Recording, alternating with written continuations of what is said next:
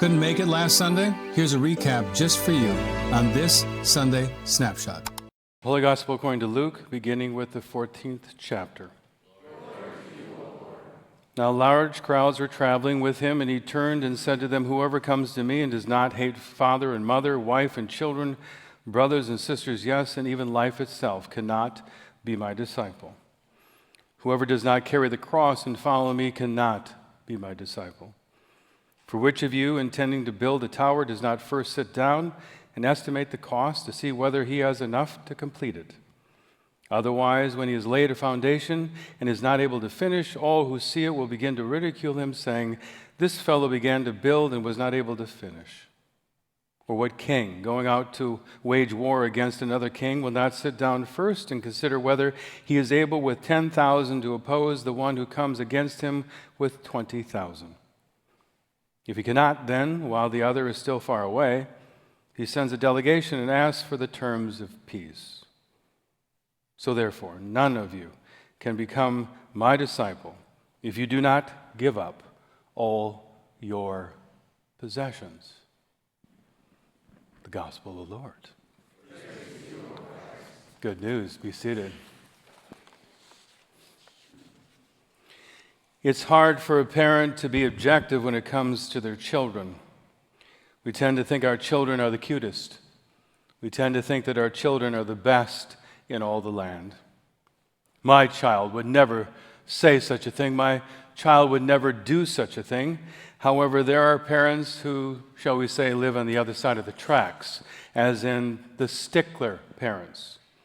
The parents who are always on the prowl, looking at their children with a lens, looking and listening for things that are not at the top of their game and pointing them out. If you say and or do this and or that, what's to say that you won't end up doing and saying a whole bunch of other things? Now, if you ask me, no one did, but I'm still going to say it. The best place to be is somewhere in the middle, as in having a healthy balance of, I think you are awesome, way to go, you are the best, to what in the world is wrong with you? Is there something wrong with you? Seriously, is there something wrong with you, child? One of the most challenging things for a Lutheran is the ever-present tension between law and gospel.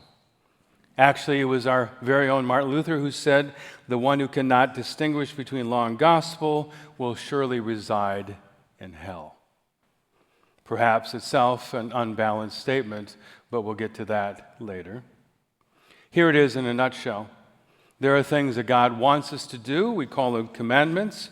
I want you to do this, and I really don't want you to do that, because I want what's best for your life, but even more importantly, I want what's best for your neighbor, who happens to also be my child.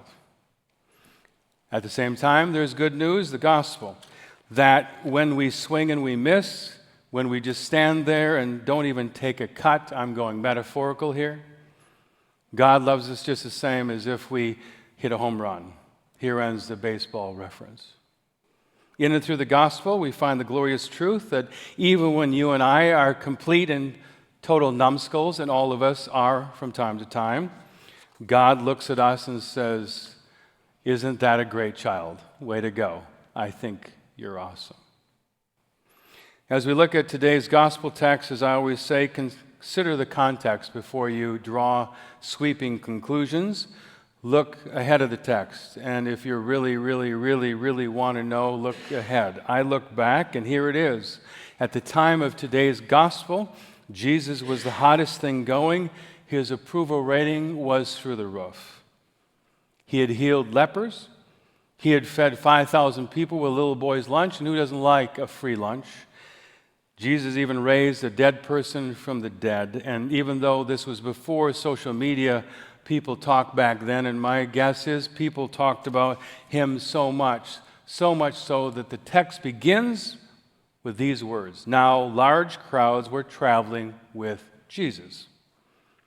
And Jesus knew that he was the hottest ticket in town. Jesus knew that most of them who were there would have said, "I'll follow you. I mean, why not? What could it hurt? Plus, I don't have that much going on anyway." Knowing all that and more, Jesus stands in front of them like I'm standing in front of you, and they're just, oh, this is going to be awesome. He steps to the microphone and says, "Whoever comes to me and does not hate mother and father, sister, brother, even life itself, cannot be my disciple." And my guess, people had to be thinking, there's no way I heard that correctly. I know I'm standing in the back, and the sound is not that good. I thought I heard him talk about hating something if you want to follow him. If I'm not mistaken, I've heard that all this guy talks about is love and peace and harmony, not hate, strife, and discord. And then all this talk about picking one thing over another and counting the cost and being willing to give up all my stuff. Frankly, we find it confusing, Jesus. And if this was a real conversation, Jesus would have said precisely, "I'm telling you this now so none of you will be confused if you decide to follow me. So you'll not be confused about what it really takes to live life in me. I just wanted you to know that is exactly what I was trying to say. I'm not trying to be clever. I'm not trying to be shocking or bombastic. Instead, I want everyone to know what I expect from those who follow me." So with that as a preamble, that doesn't count toward the counter. I have 3 points. Point number 1, the importance of grit. I use the word grit not in the first 3 definitions of Merriam-Webster. They're about sand and stone and abrasive particles. I use the 4th definition, which is firmness of mind or spirit, unyielding courage in the face of hardship or danger. That's also grit. Our oldest child has been an investment banker for over 2 years now. He's 25 years old. He has had to work in these last 2 years more in 1 week than most people work in 2 or 3. It's grueling. It is deliberately hard and borderline abusive.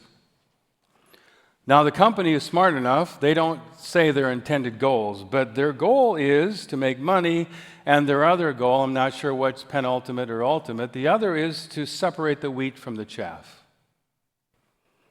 Yes, you make very good money. But aside from when Jesus fed 5,000 people with a little boy's lunch, there is no free lunch in this world. You come work for us, you will be able to afford things that most of your peers will never be able to afford. But we will require you to. You will have to give us this, and you will have to give us that, and a whole bunch of other things that you will discover by and by. I remember it wasn't here at Emmanuel in the call committee. I had just left an interview for an open call. For the most part, the dance occurs on both ends of the equation. The pastor candidate only talks about his or her good qualities. And almost every single call committee will say, "This is the greatest church ever, and we're just looking for the greatest leader ever." So it's that simple. Well, when our time was over together, one of the members walked me to my car. I probably think they wanted me to get off the property. And this gentleman looked at me and he said, "Well, I got to tell you, Pastor, that this place is a dumpster fire. This is a complete and utter mess. We really need somebody bad because it's not good." Now, it's not like I hadn't figured that out myself. But it was nice to hear it from the source. Real love, in real time, in real relationships, it's hard. It can be very difficult. It demands an awful lot, sometimes more than we think that we have to give, and that's also true in our relationship with God and Jesus. But love digs deep. Love must have grit. And in order to do what needs to be done, we take time, we take care, we take attention away from someone or something so we can step in, so we can step up. That is grit. That is life. That is marriage. That is friendship. That is faith. Take up your cross and follow me. Love all my children. Forgive those who trespass against you. Jesus, that's some really hard stuff. You know what? It's a lot easier for me to just simply do what comes naturally to me. And Jesus says, I know. That's exactly my point. That's why I speak plainly, because you need the truth. Point number 2. Most things have something to do with the first commandment. I am the Lord your God. You shall have no other gods before me, which means we are to fear, love, and trust God above anything else. My late father, he probably talked about the first commandment in a sermon likely 15 to 17 times a year. He was always a solo pastor. He had 4 weeks off, so you do the math. What percentage of that? He would say, this reminds me of the first commandment. That's why it's the first. Now, you can have a second, third, fourth, fifth, sixth, seventh, eighth, and ninth in your life, but it better not be God. That's why the first commandment is the first commandment. We're to fear, love, and trust God above anything else, above anyone else. And if it gets in the way, then it needs to get out of the way to allow God to help us see, love, and love like Him. And you can't talk about this without talking about something that I've repeated. I mean, I've only been here a year and a half, and I'm already going to repeat a story, but it's a biblical story. You can't talk about these words of Jesus without, and it was in the lesson, Sylvia Boynton's favorite, Abraham and Isaac. We already had a sidebar months ago, but I didn't bring it up. God did. God said to Abraham, I'm going to make you the father of many nations. And then he and his wife couldn't have kids. Thanks, great promise, God. Didn't have a kid. When they were 90 years old, God came and said, you're going to have a kid. Abraham decided to tell Sarah, and she laughed. And then all the while, Abraham was thinking, I'm 90 years old. When this kid goes to college, I'm 108. Seriously, I've saved nothing. But you didn't think it was going to happen because it didn't happen. But it happened. And they had a boy, named him Isaac. Isaac grew up, went to school, went to the altar where they made a sacrifice. He went, took your prized animal, your possession, and sacrificed it, killed it before God to show your adoration and your love and your dependence upon God. But one day, God says to Abraham, Abraham, yes, I would like you to sacrifice your son Isaac to me to show me that you love me most of all. You want me to what? I want you to kill your son to show me that you love me. Abraham walks up with his son Isaac. Now, Isaac is old enough, apparently, in the narrative, that he knows how this works, and so as they're walking there, and this just makes it just so hard to read, because Isaac he's lucid enough, and he says, Dad, yes, son, we always bring an animal here to sacrifice. What are we going to sacrifice now? And Abraham knows what he's been asked to do. And of all the conflictual things in his mind, what does he say? He says because he's clever, but he also says because he's a person of faith. He says, God will provide. But in the back of his mind, he's thinking, I can't believe I've been asked to do this. Parenthetical. If you think this story is weird, then when you read the story of Job, then what do? That's a huge setup. That is a setup, and they died. In this story, when Isaac says, Dad, what are they going to do? They will provide. When they get to the altar, Isaac says from the voice of an angel, hey, Dad, look it over there. There's a ram caught in the bush with its horns. We can use that as a sacrifice. And Abraham says, oh, thank God. Oh, thank God. Oh, thank God. But then God made Abraham the father of many nations because he needed to test him. If you are not faithful in this, how can I give you that? We've done it with kids. We've done it with employees. We've done it with family. We just do it because we don't test the bathwater with both feet. Sometimes we dip in one foot. And God did provide. And for those who are sensitive in their stomach, God, when God asked him to do that, God knew he was going to put the ram there. And again, if that makes you queasy, don't ever read the book of Job, because there it's on steroids. But there is something about God will provide, but we need grit. It's tough. It's tough out there, even with God. Point number 3, Jesus always does what he asks us to do.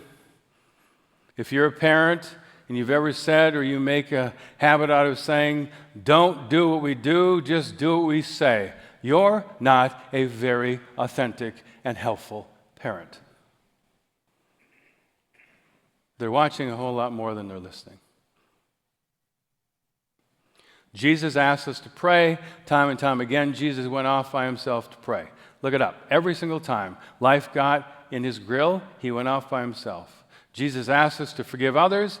Hanging on the cross, Jesus says, Father, forgive them, for they know not what they're doing. You and I have someone cut us off in traffic, and we actually hope that something bad happens to them. And they cut us off at Costco. Jesus is on the cross, and he says, Father, forgive them, they know not what they do. You picking up when I'm laying down? Jesus asked us to metaphorically pick up our cross and follow him. Jesus literally allowed himself to be nailed to a cross and die so the price of our sinfulness would be paid in full. When Jesus says, hate mother, father, sister, brother, give up everything, it is not literal unless it's literal. That if they are getting in the way of number one, then you need to remove them. And it begins by hating on it, which means you don't put it at the beginning. I need to start hating ice cream. I need to start hating cheese. I need to start hating bread. You understand? When my first love is to eat those things, and then I see my doctor, and the doctor says, David, hate cheese, hate ice cream, hate bread. Then I would understand. One of my favorite stories, and I'll only tell it once when I'm here, a little boy named Jimmy, and his sister is sick. And mom and dad come to him and say, your sister needs blood, so will you give your blood to your sister? And he says, yes. But he does so in a pensive way. He seems upset about it, but they think it's just because of needles. And do you like people drawing your blood? And so the day comes, and he goes into his room, and the process is almost over. And they go in, mom and dad, and look, and Jimmy is just unsettled. It's more than just the needles. He's afraid of something. What happened? Hey, sweetie, what's wrong? Does the needle hurt? Should we go get the nurse? Is there something wrong? No. Little tears start welling up in the corner of his eyes, and little tears, crocodile tears, come out of his eyes. And they say, what's wrong, sweetie? And he looked at him and said, well, I just have one question. Well, what is the question? My question is, when am I going to die? When are you going to what? When am I going to die? Jimmy was just a little child, about 5 or 6 years old, and he said, well, when you asked me if I would give my blood, you can't live without blood. So I thought I was giving my life for my sister. And their first thought was that Jimmy was only 6, and he didn't understand. But then all of a sudden they realized he did understand. He did understand. And the reason why it was hard is that he thought he was ending his life to save his sister. Everything has its place. God is in the first place, always. And when God is not, the rest of our life falls out of balance. But when we look at other things thusly, or when you're Jimmy, that they thought he wasn't old enough to understand, they were wrong. He understood fully to give up everyone and everything for that which you love the most. So the question becomes, what do we love the most? Amen. Thanks for watching this week's Sunday Snapshot. Please give us a like, share with family and friends, and subscribe for more of what Emmanuel has to offer.